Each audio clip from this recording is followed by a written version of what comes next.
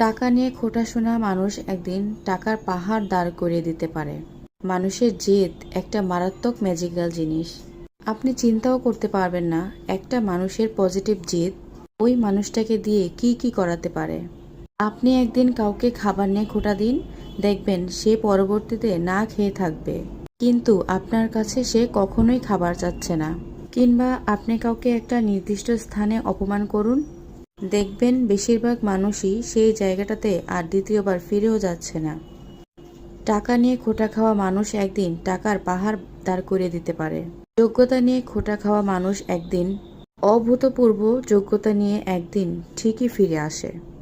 আমার মতে সকল মানুষেরই জেদ থাকা উচিত, তবে সেটা অবশ্যই পজিটিভ জেদ হতে হবে। সেটা একটা নির্দিষ্ট কাউকে দেখিয়ে দেবার জেদ, আমিও করতে পারি সেটা প্রমাণ করার জেদ। আর এই পজিটিভ জেদ অল্প সংখ্যক মানুষের ভেতরেই থাকে, তাই কাউকে ছোট করে কথা বলা ঠিক নয়। মহান আল্লাহ তাআলা কাকে কখন কোন অবস্থায় নিয়ে যায় সেটা আল্লাহ তাআলাই ভালো জানে।